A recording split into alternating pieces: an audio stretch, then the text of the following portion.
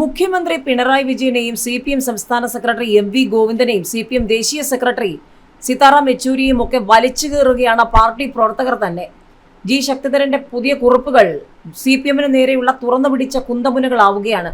ഒരു കുറിപ്പ് ഇങ്ങനെയാണ്: ഇനിയും ഈ മാരണത്തെ എടുത്തു കളഞ്ഞുകൂടെ?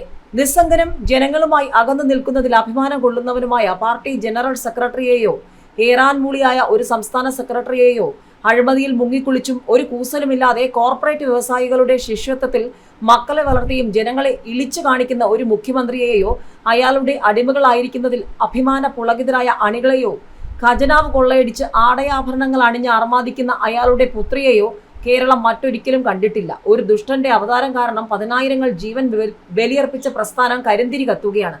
ഇനിയും ഈ മാരണത്തെ എടുത്തു കളഞ്ഞുകൂടെ? അതോ ഇപ്പോഴും ഭയന്നിരിക്കുകയാണോ എന്നാണ് ശക്തിധരന്റെ ചോദ്യം. ഇതിന് പിന്നാലെ നിരവധി പേരാണ് ശക്തിധരനെ അനുകൂലിച്ച് രംഗത്ത് വന്നിരിക്കുന്നത്.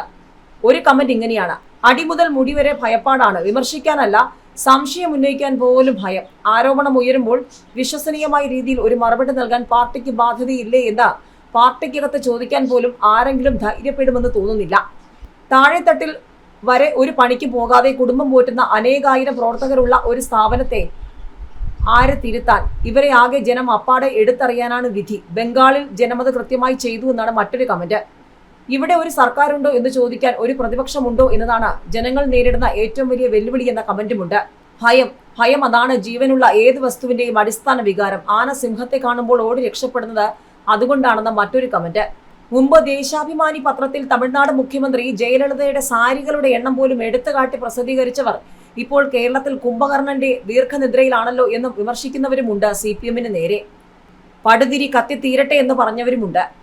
കലികാലത്ത് ഇങ്ങനെയുള്ള കരുനാഗങ്ങൾ മതിച്ചു പുളയ്ക്കുമെന്നാണല്ലോ, അതിനെയൊക്കെ നിഗ്രഹിക്കാൻ ശേഷിയുള്ള അവതാരങ്ങൾ ഉണ്ടാകുമെന്ന് പ്രതീക്ഷിക്കാമെന്ന് കമന്റ് ചെയ്തവരുമുണ്ട്.